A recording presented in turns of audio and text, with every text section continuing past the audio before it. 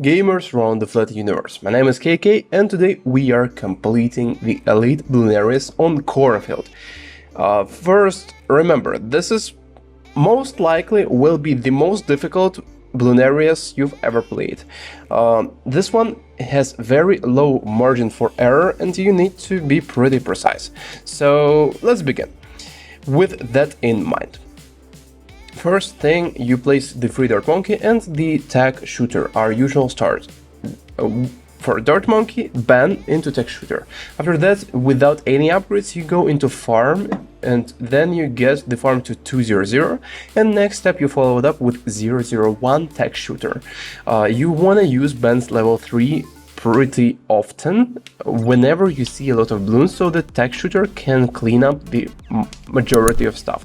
On hard, like the elite version of the boss, we have only 100 lives. On normal, you kinda are chilling because you have 200 lives and you can leak a lot. Here, I don't recommend you chilling too much. I recommend you to get focused and use the abilities in the right timings. I showed all of the timings on the screen right now. Now, next, you remove the corn for 350 bucks and you go into 200 farm. This time I will show you a crap ton of the new skills and new ways of playing the boss balloons. So remember that you will need to, how to call it, adapt and be open-minded for this one. Because the build order that I'm using is very important. If you remove the different corn, you will have different results. Also, if you are dropping cash drops, instead of dropping 1, do 2. So drop 2 cash drops and it will help you out. With 2 cash drops, this will be pretty simple. If you are greedy like me, just repeat what I'm doing and yeah. But remember, this Bloonarius requires almost my level of execution and I have pretty high skill in the boss balloons. So I highly encourage you to get 1 or 2 cash drops, just in case, just to boost your farming, because with good farming you will be able to get more defenses and chill. Alright, next step, after 4, it depends, 3 to 4 farms, 200, if you are scared, go for 3 farms. You go into 0 to 0 Wall of Fire Wizard. You saw the order I removed the corns. So first one was 350. Next one I removed was the I think 500 one in the top right corner. After that, no, the middle one, because I need to also place the Wall of Fire. Also, this map, despite being advanced map, is kinda easy. And this is the easiest advanced map in the map pool, and it's gonna show this time because it has a lot of abusable map terrain and the map is also very long, as well as having a crap ton of spots for farms. So our farming will be on point and we will be chilling. I also placed the sniper, I think on round 18 or so, just to help us out. It was the cleanup. And after we get a few more farms, on round 33 I get my wizard to tiers 0 to 2. Next, for the tier 2, while the fat blimp is happening on the screen, it's going very slowly, which is thank you NK for it making it as slow. You keep upgrading 0 to 03 farms, make 6 of them, it's important. In the beginning of round 46, you buy the Overdrive, 3 to 0 Alchemist, 3 to 0 Village, and you sell 6 of your farms. You go into Primary Mentoring, so 4 to 0, and you have 2, not 1, 2 Maelstroms on top. Okay, that's not tier 2, it's still tier 1. It's important. Most of the time, the tag zone itself will clean up the ceramics, but sometimes they just go through, and if this happens, you have your Maelstroms. Now, if you run out of the Maelstroms, you do what I'm doing here. I sold one, I quickly rebought one, and I activate Ben's ability and use the ability once again and clean up all the bullshit. Good. Next step. You sell the tech zone, rebuy Overdrive, and buy the BRF in the top right corner of the farm. You wanna farm hard, and since this is Bloonarius, not Leech, this time we will be able to farm much better, since we don't need to kill the blimp as quickly as we kinda would have to with the soul blimps and stuff, because if you let Leech to go past 50% of the track, you will fucking suffer. But here it's tolerable, because in Bloonarius it's like completely the opposite. You really wanna have the stalling instead of actually killing it quickly, because you XP not the XP, the pop farm for your towers. Now, next step, you get 6 BRFs.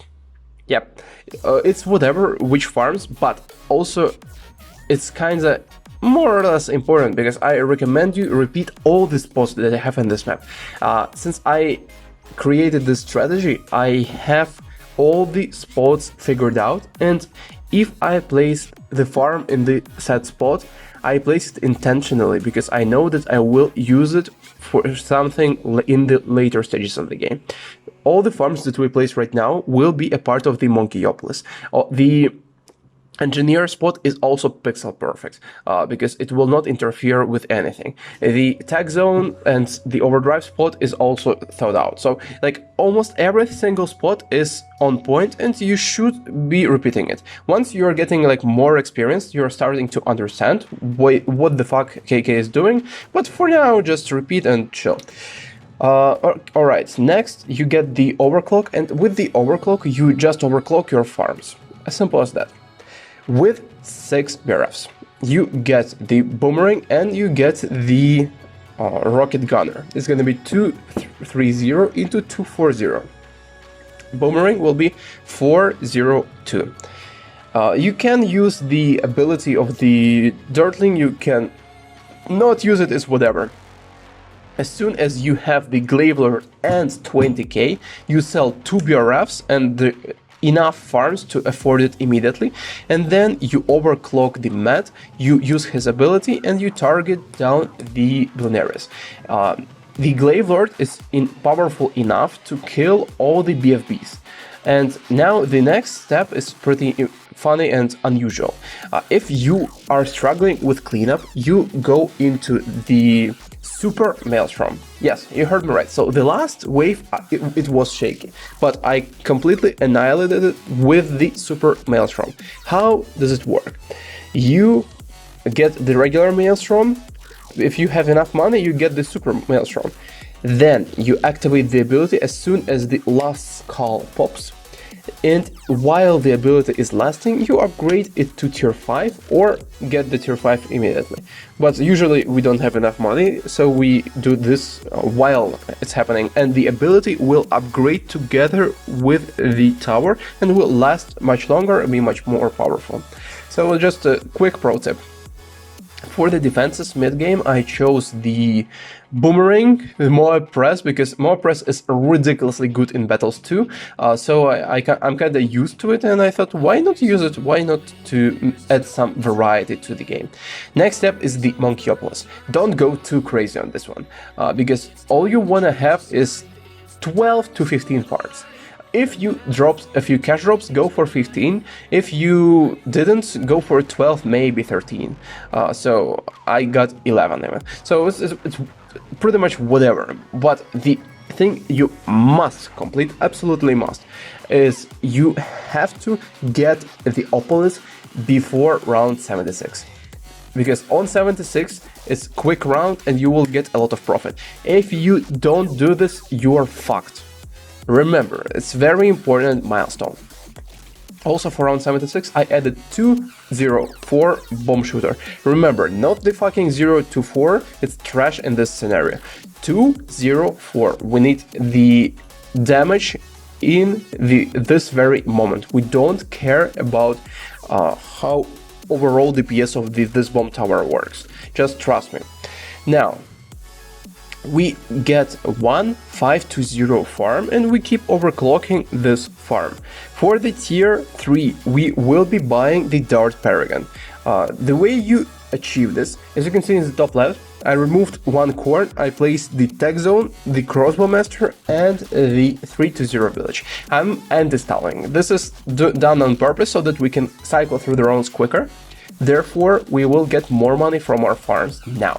As soon as you get 250k, you upgrade the Dart Paragon and use first to sell the Banana Central, and you upgrade the Dart Paragon. It's a necessary step, and if you don't do this, it's gonna be very close, and I don't want it being very close.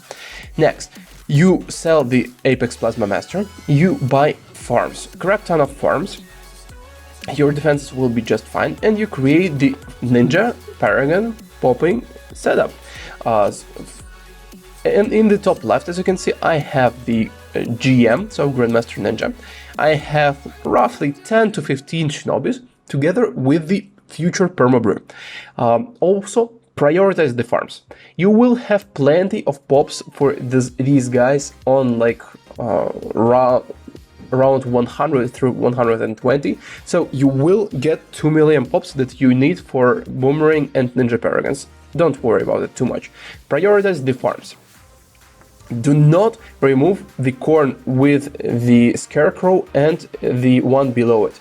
These two corns must be on the map at all times until the end of this game, because they add the additional bounce to the super Apex, how to call it? It's not the Super Jugger, it's Apex Plasma Master balls, and it does increase the DPS like twofold. So remember, it's very, very good. Next step, we are setting up the sacrifices for the Apex Plasma Master, but this time we will get a good level. It will be level 40 and above. What you are looking for here is to get 32, maybe 33 040s, all the tier 5s, two crossbow masters, and while tier 4 is gonna happen, you will use the debuffing 5-0 eyes, 5-0 sniper, and 2-5-0 glue, and you will deal damage to the Bloonarius with the ability of the Plasma Monkey Fan Club, and you also want to do the homeland defense, the village, which will double the attack speed of all the towers on the map. When you combine these, you will farm roughly 500,000 pops for our Paragon, and you will get degree 40 or higher. If you get degree 39 or like 38, don't be discouraged, it's still gonna be fine, but if you get degree 40, it's gonna be stronger. Why am I telling you that you can have this error is just because we will have the better good Paragons for the next two, so you have to, you don't have to, but you kinda wanna get two Paragons degree 40 or higher. It doesn't matter which ones. We will use 3 Paragons this time, and you wanna get at least 2 of this degree. Next step is Boomerang Paragon. So you start creating this setup, and while this was all happening, I also have 0 to 5 Boomerang Monkey in near the ninjas. Roughly on round 114, you wanna create the Ninja Paragon. Your Grandmaster Ninja by this point should have 2 to 2.5 million pops. Yeah, so you heard me right. If it doesn't have it, keep overclocking it, keep using Homeland. It must have more than 2 million pops. Next step, after you get the Ninja Paragon, which is degree 40 or higher, Ninja is the strongest Paragon out of these 3, so it's kinda important that you try to get it as high as possible.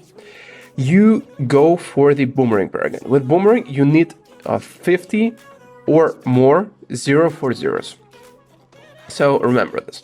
I also wanted to go for the VTSG, but we did not farm enough this time, since we have a crappy early game because of the difficulty and map terrain, because we needed to spend more money on corns, so it's whatever, but we will be just fine.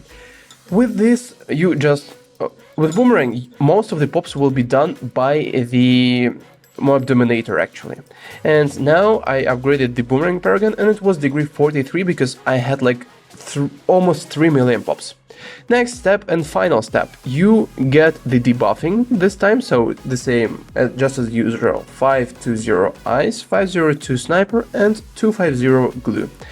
And next step is to get the 240 spike factories. Get as many of them as you can.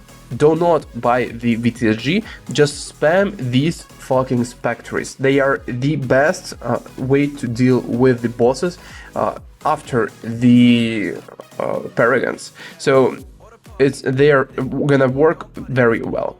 I had 500k remaining, so I spammed them. I think I spent like almost 30. These things are expensive. One of them is gonna cost you roughly $10 to $11,000, but they are worth it 100%. Try to time the Spike Factory abilities with the Homeland and the Glue ability. And now it's just easy. Nothing is gonna go past this, and the Spike Factories are pretty much the thing that will speed it up. You will win even without these packs.